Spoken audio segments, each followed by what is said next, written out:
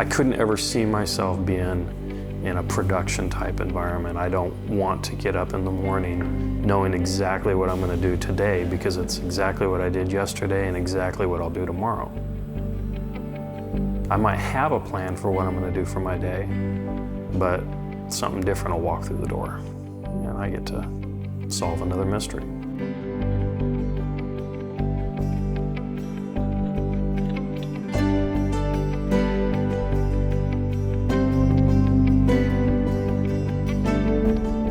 I was born in California. We moved to Southern Oregon when I was 3. It was a small town, a mill town, not unlike what we have here now. As I grew up, spent a lot of time out in the woods, whether it was hunting or camping, and guns just tended to be part of the formula.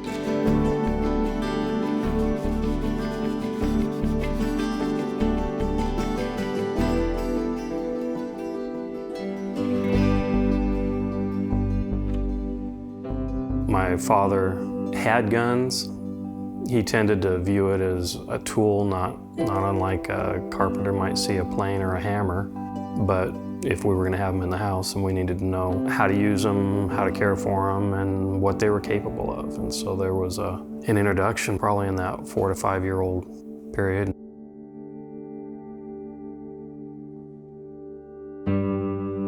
I entered the service after high school.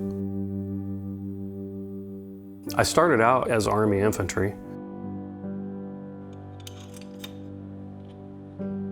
and ended up finishing my career in the Air Force doing explosive ordnance disposal.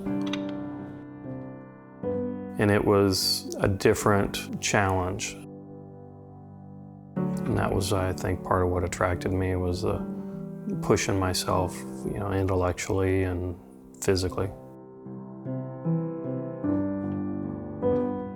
Was hunting around after retirement trying to decide what I was going to do. And that's how I started really deliberately looking at the gunsmithing industry. I'm kind of an anomaly within the industry in the sense that I find myself as more of a general repair kind of guy.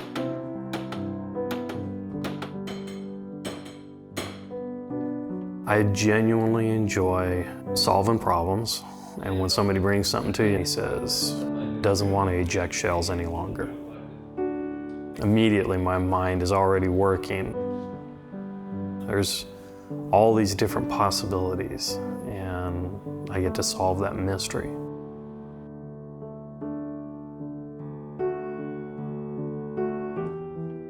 As odd as it sounds, that's the part that really makes it worth for me.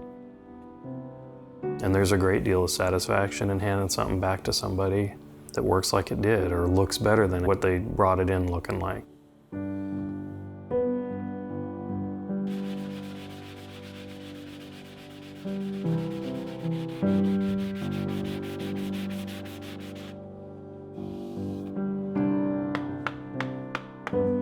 I get to exceed someone's expectations.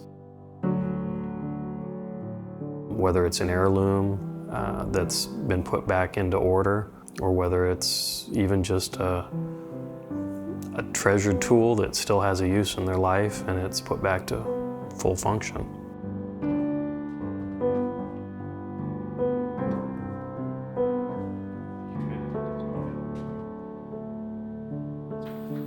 I'm fortunate because my wife is willing to come in, and she tends to take care of all the day-to-day book work. She has been an absolute partner and truly my best friend.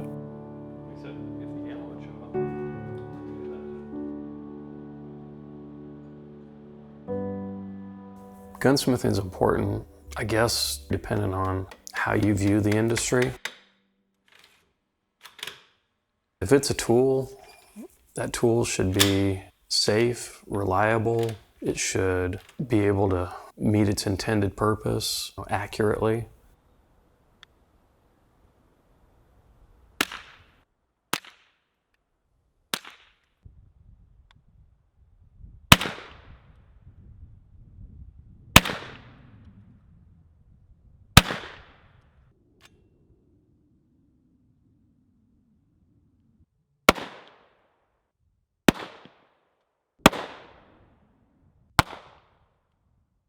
I guess part of the emotion around guns is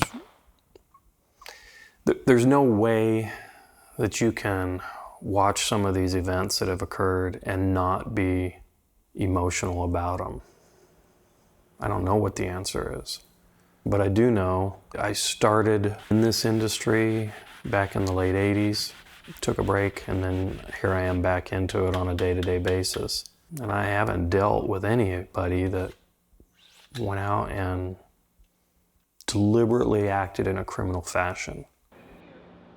So I tend to look at it and see a whole bunch of gun owners that are good, productive members of society who behave in a law-abiding and responsible fashion. I conduct business with them. I carry on conversations with them. No,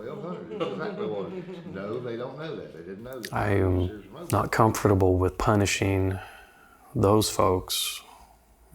I think that the punishment needs to be laid at the feet of the ones that cause us these emotions.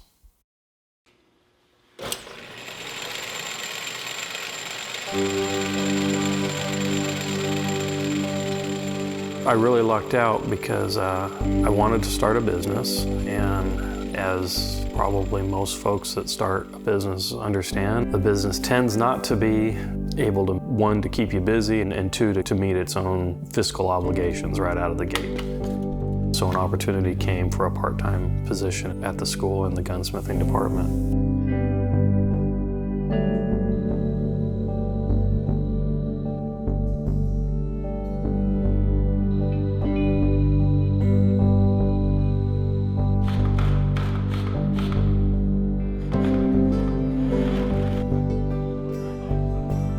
I think that there's a degree of knowledge that is required for somebody to be able to do something and do it well.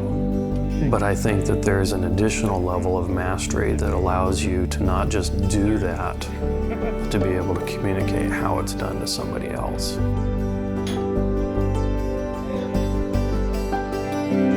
I would like to think that I make the full-time instructor's life a little bit easier. And I'd like to think that I have some measure of a role in that education. And I like seeing that light come on. I like it when it clicks and then you see them have that aha moment. Are you having fun? I am. Yeah, I spent most of my adult life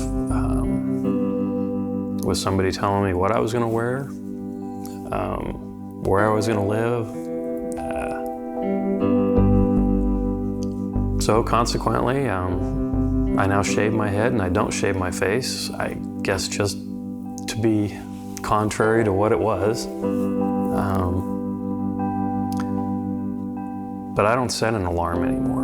I get up because I'm excited about what that day is going to bring. I got to go where I want. You got to sit where I want to sit.